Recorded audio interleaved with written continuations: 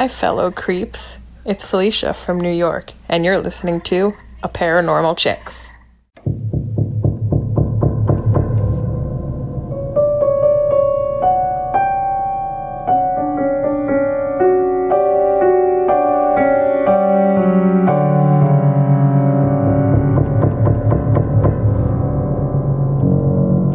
I'm Donna. And I'm Carrie. And we are Paranormal Chicks. Sinister Sightings 63. And you just heard Felicia from New York, and I loved how she said fellow creeps. Mm-hmm.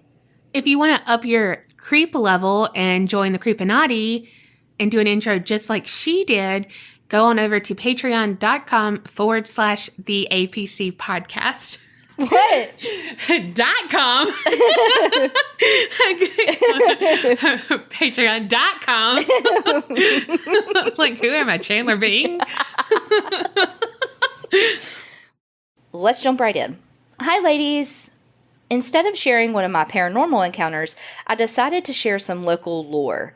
It's not too creepy, but it's one of my favorite things to talk about from my hometown, just because it's interesting to me.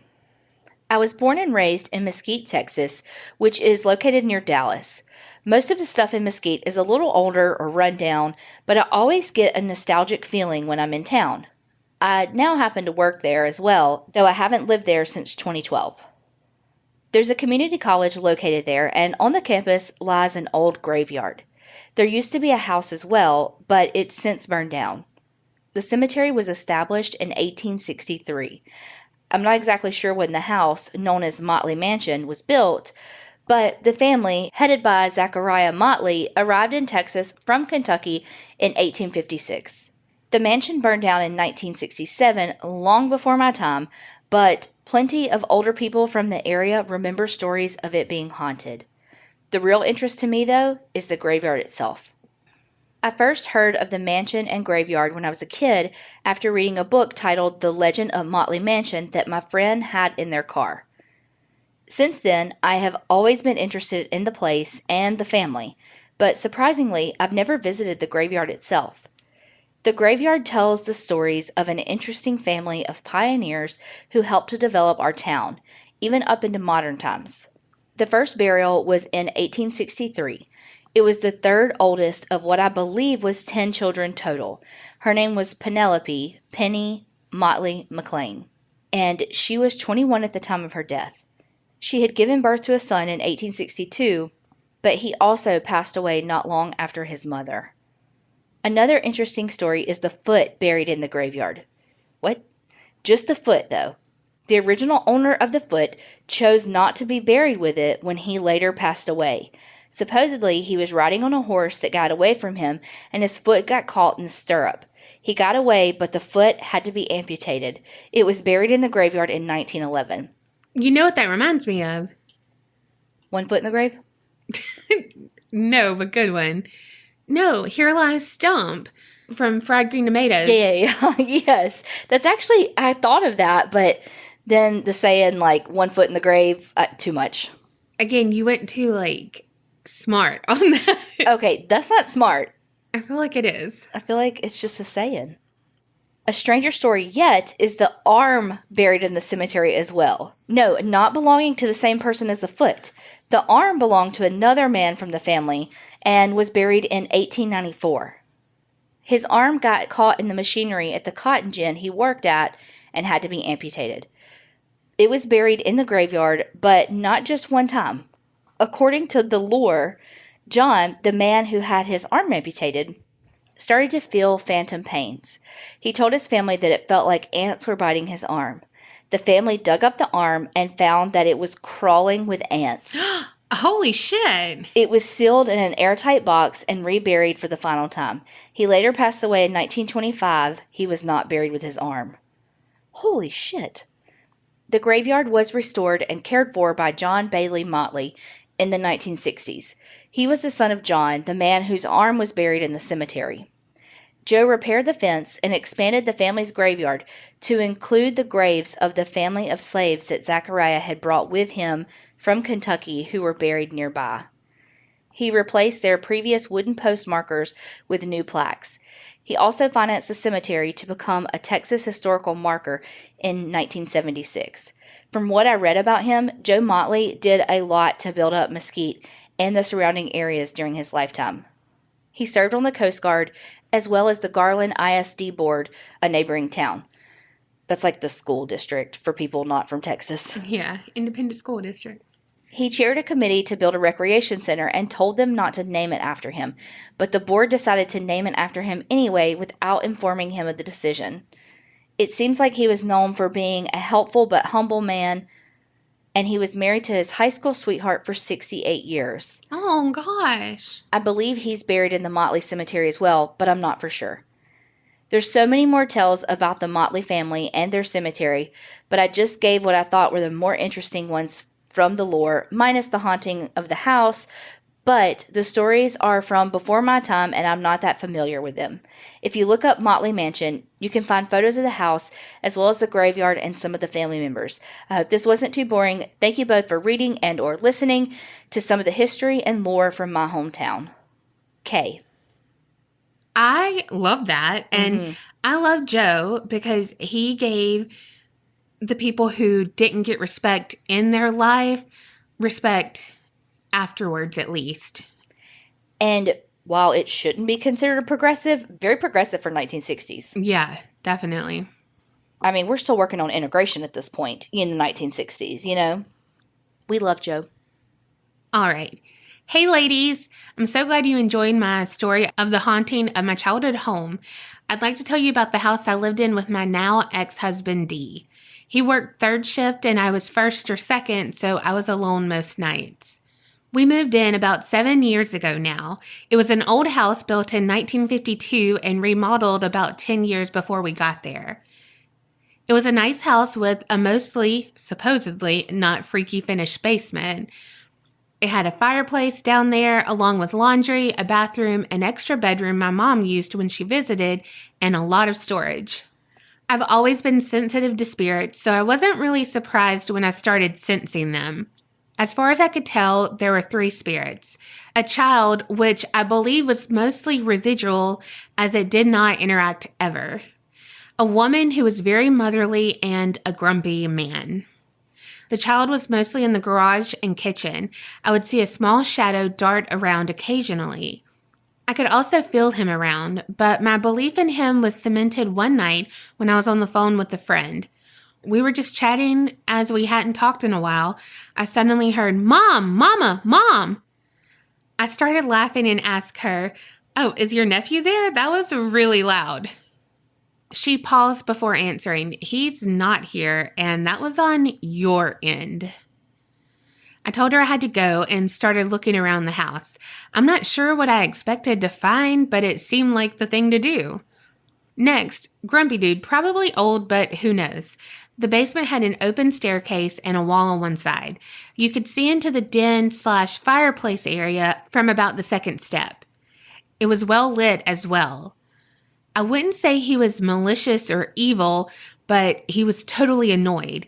Just like an old guy who doesn't like the company but can't say anything about it. So I was headed down with a load of laundry. I know, laundry and demons are all that's in the basements. Got that right. I saw a dark black shadow on the far wall of the den as I walked down the stairs. Why do they always got to do that when your hands are full? That's so true. I froze and booked it back upstairs. After I calmed down, I started to check it out. Totally doing a peek thing from the top couple of stairs. There was nothing. I went back down and tried to figure out if it was my shadow, but all the lights were on that wall and between myself and where the shadow was.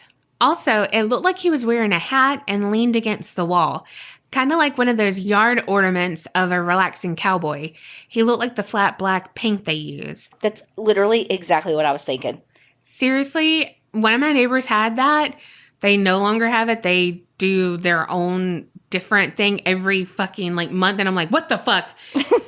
That one I was used to. This one has real clothes on it. And I'm like, holy shit. But holy fuck. I know exactly what you're talking about. Almost like the Marlboro Man sitting there, but it's not. Yes. Probably should have read this one sentence before we made those comments. But his hat was more of a 1950s farmer style. Oh, well, we're still picturing it, right? Yeah. Anyhow, he would purposely scare me. I would wake up with him leaning over me. He would vanish when I sat up straight. He would sometimes mess with the ornaments on our Christmas tree. Lights would also flicker on and off, seriously annoying when it was dark out and I couldn't see a thing. One day, he was in the kitchen when I walked around the corner and vanished as soon as I sucked in the air to scream. Always the same black shadow. I got pissed. I yelled out, "I know you're here. I don't care if you stay, but if you don't stop scaring me like that, I'll get rid of you." Damn. He mostly stayed in the basement after that. The next time I noticed him, or possibly one of the other spirits, was yet another trip for laundry. I was at the bottom of the stairs with my basket, and I watched an orb start at my hand, go up my arm, turn at my elbow, and then go on past my shoulder. I just sighed and called out, "I saw that," and then went about my business. I saved the best for last.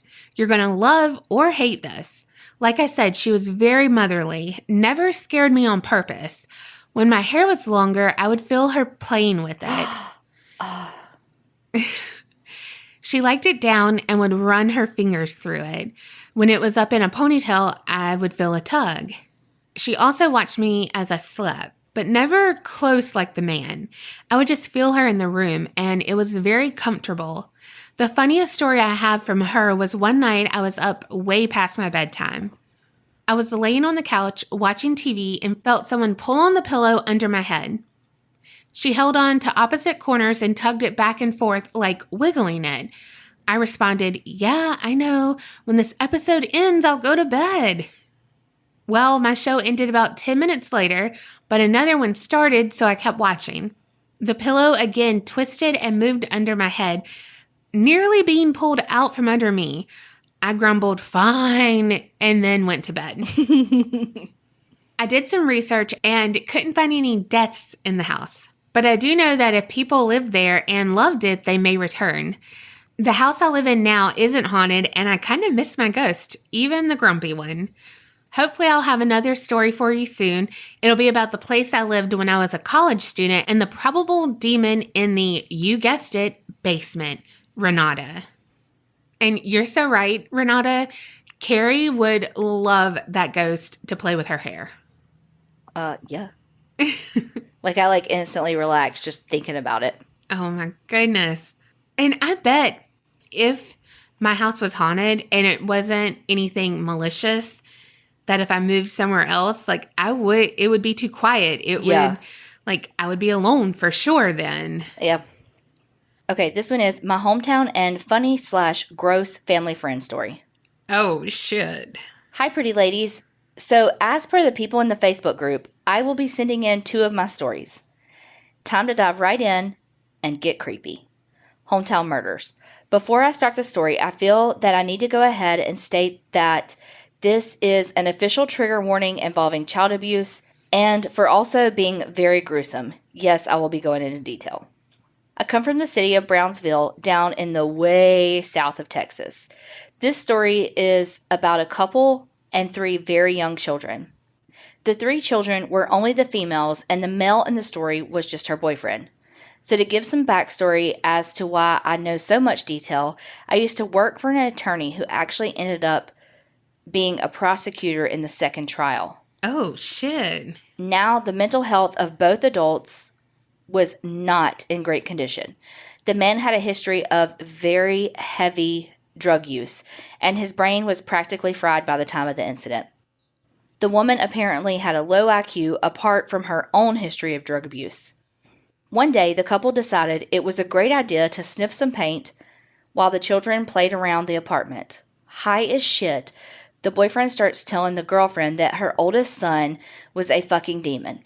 A demon. Oh, fuck. He says he can hear it in his voice, and they needed to kill the child to rid the demon. The mother fucking agrees. Oh, no. So what did these sick fucks do? The man decided his weapon of choice is a fucking meat cleaver. No. He begins to mutilate and hack the poor baby's limbs off. When he decides... With a meat cleaver? When he decides he's done, him and the girlfriend begin to fornicate in the child's blood. And if that wasn't gross enough, they do this after they kill each child. That's right. They repeat the process until they're all out of kids. Why? Oh, God. Why did they kill the other ones if he only thought the one was a demon? I mean, he shouldn't kill any. I'm just saying, like, no, I don't know. God. I don't know. Okay. The man is like, okay, my work here's done. Got a nap. And the chick is like, okay. So the bastard naps. Holy shit. Meanwhile, the mom decides now is a good time to come to her senses. She looks around and processes what she's done. She begins to scream. This is what makes the neighbors finally call the cops. Now a police officer gets to the apartment. I can only imagine what he's thinking. Oh my gosh. Maybe just some domestic violence or something. He knocks on the door and this lady is screaming. And the only thing coming out of her mouth is, my babies. The cop is confused as shit, looks down and sees a doll on the floor, sees blood everywhere. Meanwhile, the lady is yelling about her kids. The cops tried to ask where the kids were and looks back down at the floor only to realize it was not a doll, but the dismembered body of an infant. Yes, the youngest was an infant. Oh, gosh. Well, they booked the crazy couple, and if I remember correctly, either one or both of them are out because they're actually crazy. The apartment where this happened was torn down and has been replaced with a garden named after the 3 angels who tragically lost their lives. Oh my gosh. Sorry that was so long and dark, but now it's time to move on. Over onto more gross but funny ? Stuff. Oh gosh. I'll try to make this one short. A family friend of ours, Crystal, decided she was going to visit her aunt's house one day. As she opens the door, she starts telling her aunt how disgusting it smelled throughout the house. Her aunt replied with, "Oh, it's probably just the gas." Like, ma'am, if it's gas, you better nope the fuck out of there. But anyways, nobody else in the house seemed to be bothered by it, so Crystal thought she was being dramatic. That's when she walks into the restroom and runs outside practically vomiting. She said it seemed like the smell had come from the restroom, and she thought it must have been a dead talaquache. Translated from Spanish to English, it's a fucking possum. Or some shit. Come to find out, there was no dead animal. No. Instead, Crystal discovers that her cousin, who is in the room next to the restroom, has a rotting fucking leg, y'all. Like gangrene? Yeah. This man had a cut, which eventually got infected as shit and was now literally rotting. We're talking black flesh, rotting smell kind of shit. Ugh. Crystal drags his nasty ass to the hospital, where they then later amputate his leg. Anyway, I hope y'all enjoyed my stories. Sorry they're so long, but a girl loves to talk. I love y'all, and I hope y'all have a great day. Viv. Woo! Those might be the grossest stories ever, but I am here for that rotting leg. oh, Carrie would like to look at it. I mean, I was thinking, y'all got pictures? You mean squeeze some pus out? Oh God! And I'm going to be honest, I can't even touch that other story because it is too horrible. It's so sad. And if those people really are out, like, I don't know. That's just... I know. Whew. Thank you so much, Viv, for those 2 stories. Yes, absolutely. If you have any other cousins who, you know, have rotting limbs. That was her friend's cousin. Oh, sorry. Friend's cousin. Quote, unquote, friends. No, I'm kidding. I had a friend. I'm asking for a friend. I'm just kidding. Hey, girls. Well, this isn't one big story, rather a collection of events that happened in what I believe is a haunted house. For this story, I think it's only fair I give a bit of background. My name is Memphis, and no, my parents are not fans of Elvis. I'm from New Zealand, so all the way across the world from you. I found your podcast on Spotify while shuffling through other paranormal podcasts. The accents caught my attention, which I'm so in love with, by the way, but I stayed for your guys' personality and how much you can make me laugh. You guys are amazing, and your storytelling has me hanging on every word. Thank you so much, and we would be hanging on every word with your accent. I was just thinking that. I'm sure ditto about your accent. So back to the main story. Growing up, I was very aware of the paranormal side of life. My grandmother on my mom's side was and still is a very firm believer in the paranormal, and she wasn't shy about sharing that side with my sister and me. See, my gran was something of a medium or a clairvoyant and would regularly hold these sessions with other ladies, doing God's know what, but I do know that spirits were involved. I never really took to my grandmother's belief and really remained on the skeptical side of things. Whereas my sister really loved all those things and was a firm believer like my gran, and which is why I'm 100% sure she is more vulnerable to these things.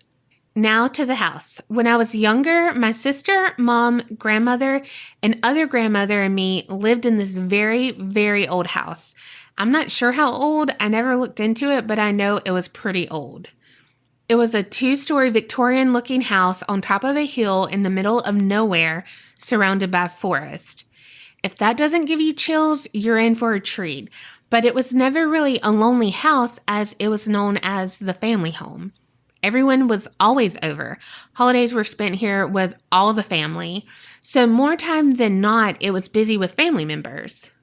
There was always a weird feeling in the house that both me and my sister noticed from a young age.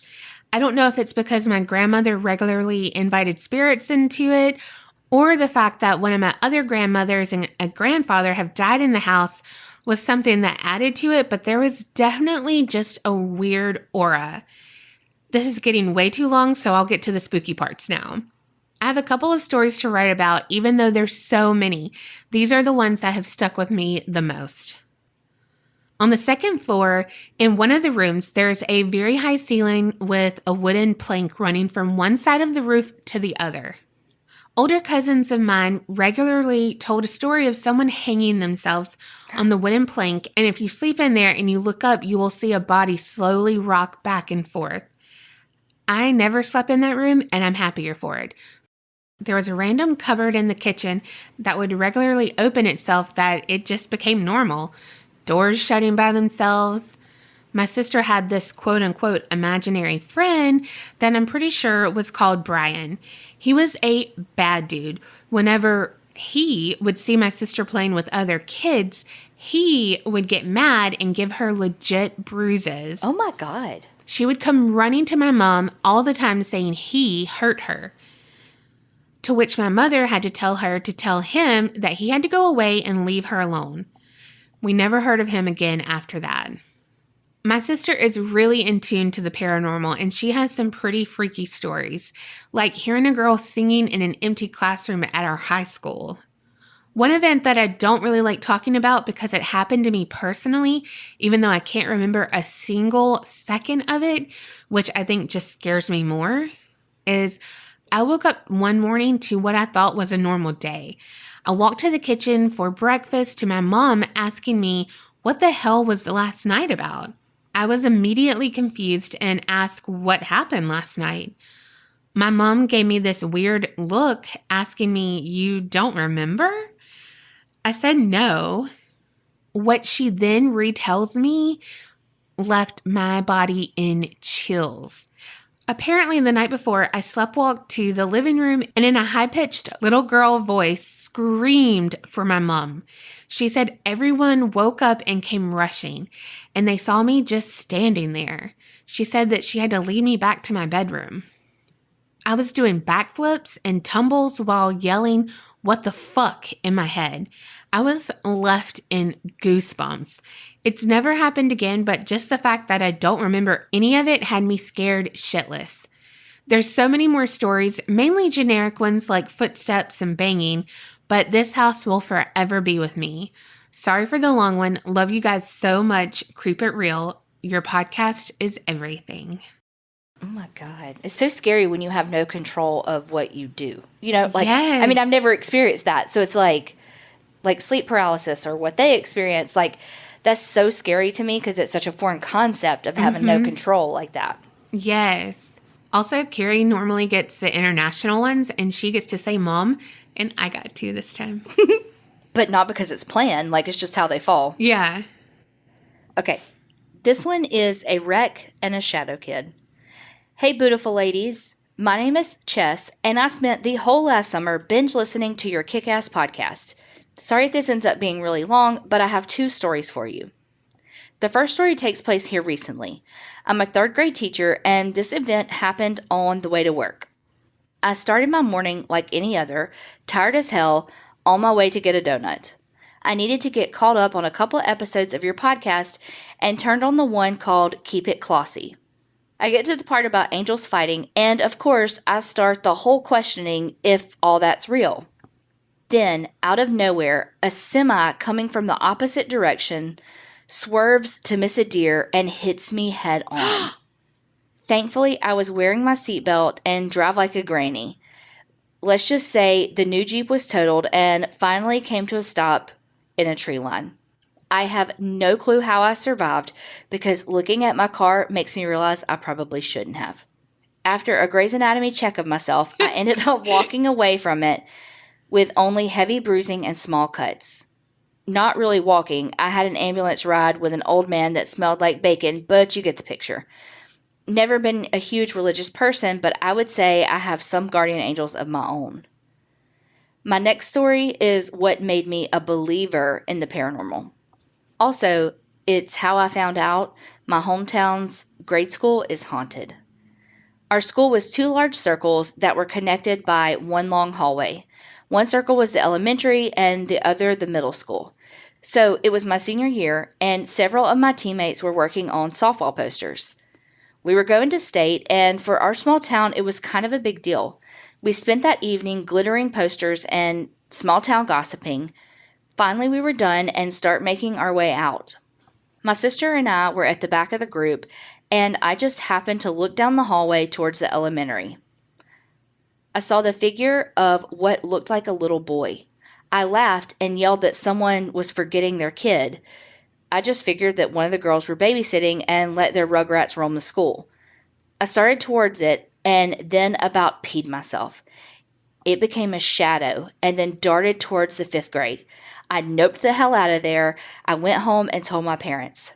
My dad looked very freaked out and told me a story about a boy who died in the 5th grade when he was in school. The boy had a heart attack and died while a teacher was talking to the principal in the hall. He was in the class and everyone thought he was playing a prank. Oh my gosh. Nope, not a prank. I had never heard that story and was shook to the core. Fast forward 5 years, I went and taught 4th grade there for a year. I never saw the ghost again, but you can best believe my pizza-loving ass never stayed late. Again, sorry my emails are forever long. Hope you enjoyed the stories. Creep it real, Chess. Holy shit. Wowza. I would have noped the hell right out of there too. Mm-hmm. And I'm so glad you survived that car crash. That's so crazy that you were listening to that episode at that point, thinking about angels and if everything's real, and then it's kind of like, yeah, bitch. Yes. We real. The universe said, mm-hmm. Mm-hmm. This one's titled, My House is Fucking Haunted, Y'all. Hey, Donna and Carrie, I'm Sarah from Texas. I'm not part of the Facebook group because I don't have Facebook, but I listen to y'all all the time. I just want to tell y'all I love the podcast and it's the only one I listen to. Y'all have the cutest voices and keep me so engaged. I'm thinking about making a Facebook just so I can join the group. Oh my gosh. Thank you so much. I have several first-hand paranormal encounters, but I'll just be telling y'all about my current house in this email. I believe there to be several entities in my home, not all of which are negative. Anyways, enough rambling, here's my story. My husband and I bought a house in May 2018. It's the cutest house, built in the 90s, I think, and it has some beautiful upgrades and even an in-ground pool. Doesn't get any better. Mm-mm. I was kind of suspicious about how nice it was for the price, and honestly, that was red flag number 1. I don't know much about the history of the property, just that it has had 2 previous owners. We bought the house from a family that had lived there for close to 20 years, so I was feeling a little more at ease knowing that someone had lived there for so long. kind of tricking myself into thinking that there's nothing wrong with it. The family hadn't been scared away in 20 years, so it can't be haunted, right? Anyways, when we first moved in, I don't remember anything feeling off. I am an excruciating empath and possibly clairsentient, so I take my gut feelings very seriously. It's a little invalidating at times because if someone else can't feel the vibes that I feel, it makes me think that maybe I'm wrong. To further my invalidation, I have a tasty buffet of mental illnesses, one being hella anxiety, so I sometimes wonder if what I feel is quote unquote real or if it's just my mood fucking with me. One of the first things that started happening was our garage door would open and close itself all the time. Like I'm talking multiple times a day, sometimes within minutes of each other. It really scared my mom and aunt who were visiting, but my husband and I were trying to rationalize it by assuming the sensor was off or someone close by has a similar frequency. The garage door is definitely something that has the potential of being debunked, but it is a very strange occurrence that happens all the time. I don't usually get a bad feeling when this happens, but sometimes I feel a little uneasy. I will say being in the garage alone does give me slight anxiety. My mom, who had lived in a haunted house, said that she definitely did not feel alone during her visit here. Our lights will flicker from time to time as well, and they have never turned all the way on or off, but they definitely dim and flash. This incident mostly happens in our kitchen and sometimes in our master bathroom. I acknowledge this could be debunked and is most likely due to the AC kicking on or the microwave beeping, but is it really? Now for a couple of things that are a little less explainable. I will suddenly get an overwhelming feeling of anxiety and panic, usually at night, almost every day. My heart feels like it's pounding and I am almost dizzy from the intense anxiety. Like I mentioned before, I have been diagnosed with a couple of mental issues, anxiety being one, so I'm not sure when it's just me or if it's something else present that is causing it. I'm going to work on my suspected clairsentience ability so I can better control and differentiate my own internal feelings versus the energies that surround me.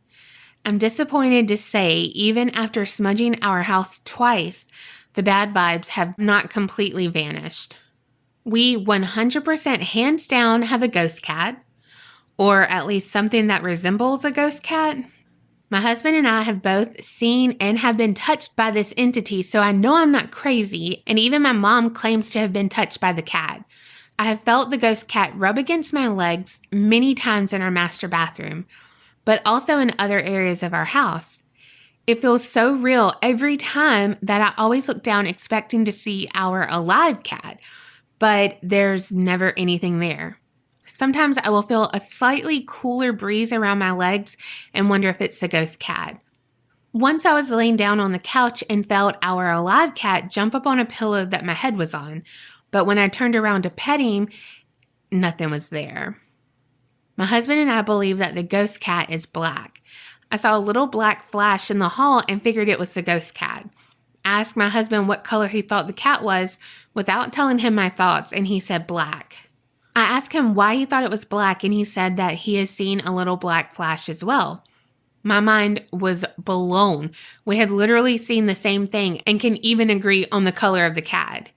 However, neither of us have witnessed a full apparition of the ghost cat. I have a dog who is the sweetest, friendliest baby ever, not even exaggerating. I don't even know how my dog is real. Her temperament and personality is really that charming. That being said, she's pretty much nice to everyone and has never growled or bitten and hardly ever barks.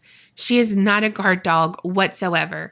So the only way I can tell if she's uncomfortable or doesn't like something is if she cowers by me or acts visibly shaken. She has met some pretty terrible humans and have liked them all. So when something scares her, I take it very, very seriously. She will watch down our hallway like a hawk. I'm talking ears up, head all the way turned to the hall on guard. She does get pretty jealous around our alive cat, so it could be that she's watching the hallway to try and deter our cat from coming in our room. But sometimes I'll look down the hall and our cat isn't even there. So I'm like, well, what is she guarding? Why is she acting so alert? That's not in her nature at all. Something else compelling that I've noticed is when our alive cat is in the room, he watches down the hall too. One night, my dog jumped on my lap. She's a border collie, and I'm an extra small pizza, so let me tell you, it kind of hurts when she does this, and she's way too big to be a lap dog. But I let it happen anyways because she's my pride and joy. I feel the same way when Bo's 95-pound ass jumps in my lap, and I let him anyway. Anyways, my dog is trembling, like full on shaking. She is panting like crazy, which dogs do when they're anxious or scared. She wouldn't move no matter how hard I nudged her. So I asked her to come outside with me to see if that would make her act normal again. When we get outside, she's her happy-go-lucky self. But when we come back inside, she's quivering again. I thought it was really weird, and although I personally wasn't able to feel anything negative, I knew something was in there and it was scaring her. I was experiencing a bit of adrenaline though because I was upset this entity was scaring my dog. My husband says that this has happened with my dog and him one evening as well. I feel pretty weird in all the rooms in our house, but the one room that never fails to make me uncomfortable is the master closet. When I'm home alone, I will shut the doors to the closet or at least turn on the light. I sometimes turn on the light even when my husband's home. Our alive cat likes to go into the closet and poke around and sometimes fall asleep. But one time I had the closet doors closed and our cat literally stood at the doors meowing and scratching. I was like, hell no, and shoot him out of our room. I get major bad vibes from that closet, like anxiety and fear. I was washing my makeup off once and actually started crying because I was getting such fearful vibes from our closet. Oh my God. It was that intense. I feel as though something negative hangs out in there, something that's not the ghost cat. Sometimes I'll catch our alive cat watching something. Occasionally, our cat will get up and sprint randomly, like he's running away or maybe chasing something. This happens a lot in our living room. I will see things out of my peripheral often, and when I'm sitting outside on the porch, I will see something through the porch door only to look up again and it's gone. It's like a heat glimmer or something, nothing solid. I see it by the set of kitchen lights that tend to flicker. Many times when I'm watching TV in the living room, I see a black flash move along the wall near the ceiling. It's like a glitch-looking flash, long in shape, but it's still small. Usually I would just shrug it off as my eyes playing tricks on me, but one time my cat was looking at the exact same spot I saw the flash. I texted my husband to let him know that I swear I saw something, only to have him tell me that he has seen it too in that exact spot. He proceeded to describe exactly what I had seen. I had not described it to him before, so him telling me exactly what I saw was fucking creepy, and I knew it was real. He sees the black flash more often than I do, though. Oddly enough, I asked my mom if she saw or felt anything weird while she was visiting, and she proceeded to tell me that she saw a black flash and described it exactly as what me and my husband had seen. However, she saw it in the hall, and we always see it on the wall in our living room. My husband was actually able to make eye contact with yet another entity. I did not see this one, but one night we were sitting in the living room and he saw a short white mist near the ground. He was able to turn and fully look at it before it vanished. I have never been able to catch something head on, so I thought it was very compelling. Just last night, actually, I was taking a shower and saw a tiny black flash in the corner of my shower near the ceiling. When I got out of the shower, my cat was looking all around the bathroom and directly in that spot that I had seen the small flash. Coincidence? I think not. Blanche from Sinister Sightings 2, this one's for you. Sometimes I'll get a creepy-ass mental vision of a little girl staring at me, accompanied by anxiety. The little girl has elbow-length, stringy, light brown hair and is wearing a light blue or gray dress. It sounds weird, but although I have seen her face in my mind, I'm still unsure what her face looks like. Blanche, I know exactly what you're talking about when you say it's harder to mentally fill some rooms with the light than others, like the darkness is pushing back. I had a hard time getting my rooms bright white when I smudged. Some rooms I couldn't visualize past a fluorescent hazy yellow. I think my most solid evidence of something weird going on in our house happened one day while I was at work. We have a guinea pig and keep him by the window.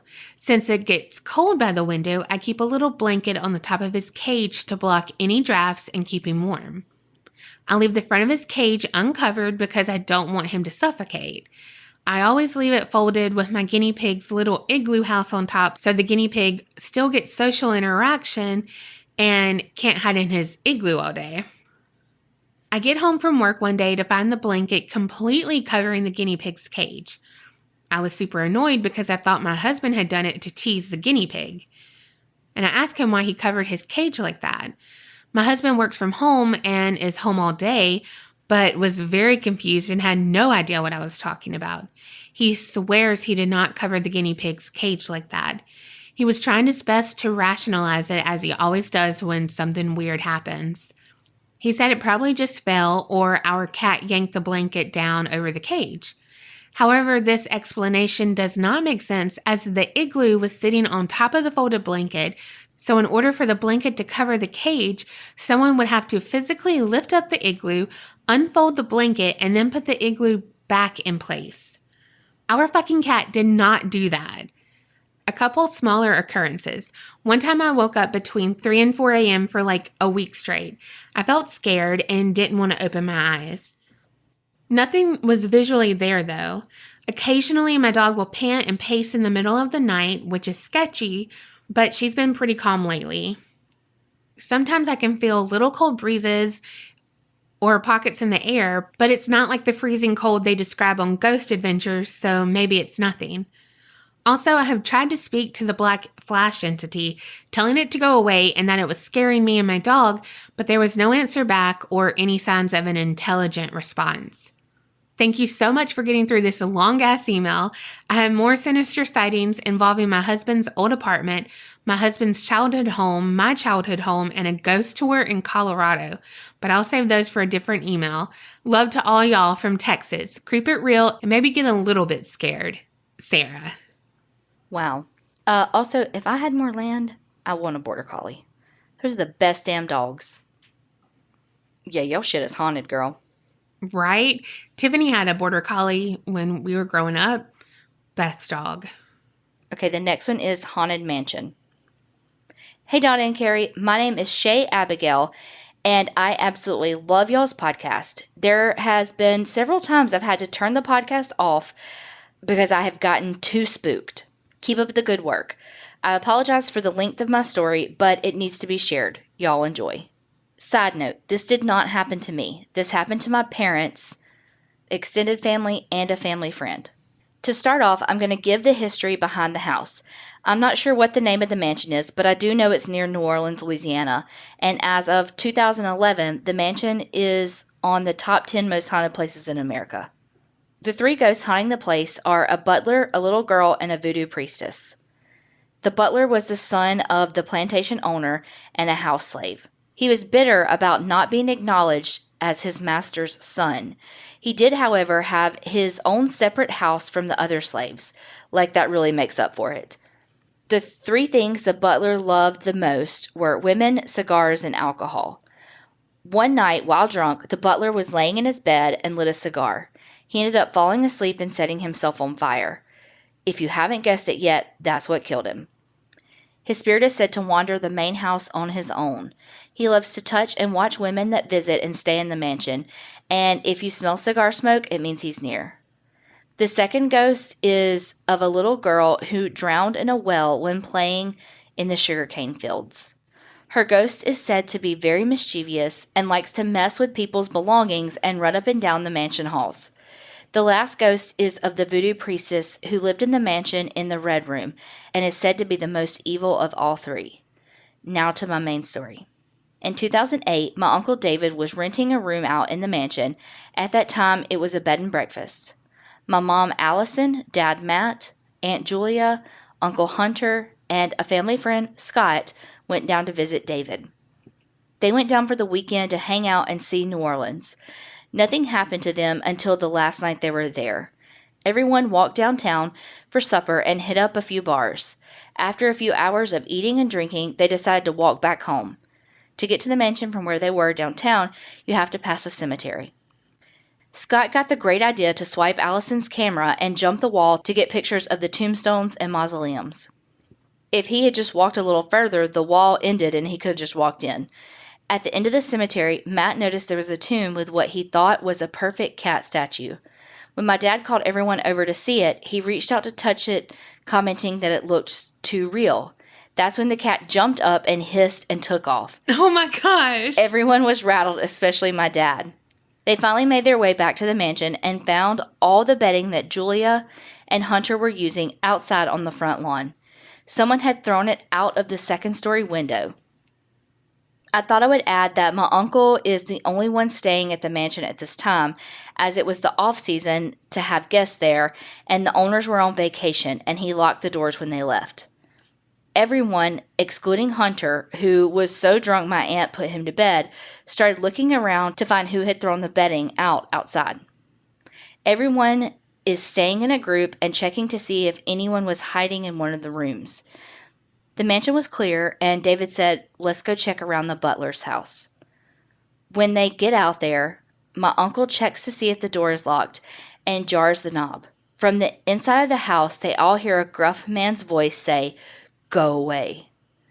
David loses his shit. Nobody is supposed to be in the house. When my mom was telling me about what happened that night, David told her that in his lease agreement, he would not ever go into the butler's house because of starting up activity and he would be evicted. David is calling all of his friends to see if they are pulling a prank on him. At this time, Matt said, "I'm out," and went up to bed because he hates supernatural stuff. Scott and Allison and Julia decide to investigate the third floor of the mansion. Scott gets on the phone with one of his friends who is a medium, and after saying hello, the first thing she said was, "The priestess is a mad-ass bitch. Y'all need to leave." The medium knew my mom's maiden name without ever meeting her or any of her family. Scott sprinting up to the red room to see if he could get a reaction. Allison and Julia took their time following so they could really get a good last look at the house. When they reached the third floor, the hallway leading to the red room is lined with mirrors. My mom swears on her grave and her mama's grave that as she was walking down the hallway and looked in the mirror, it was not her looking back. She said what should have been her face, she had black eyes and a head wrap. What the skeleton key is going on here? She scared the crap out of my aunt with her scream of terror. Funny enough, the whole time this is happening, my dad is in the room reading the Bible so he won't have a panic attack. Oh my gosh. He said he's laying on the bed propped up on the pillows when the curtain on his right starts billowing out and hitting his arm. He tucked the curtain in between the headboard and the wall, and again the curtain comes out and hits him in the arm.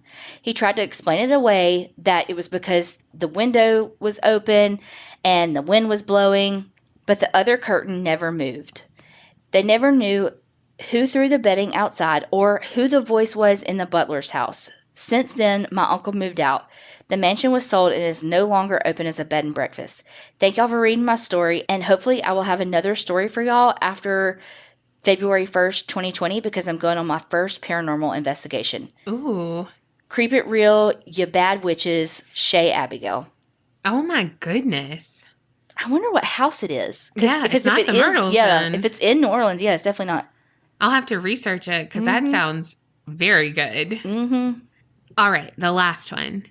Aloha from Hawaii. I have a bunch of stories, but I figured I'd start you guys off with my most recent story that is short and sweet. A couple of weeks before Christmas, my boyfriend and I went to do some holiday shopping at Ross. As soon as we walked in, we noticed there were a bunch of kids' toys all over the place. We started to walk towards the back of the store, but stopped in our tracks at the first shelf of toys. To our surprise, they had about 6 Stranger Things themed Ouija boards for sale.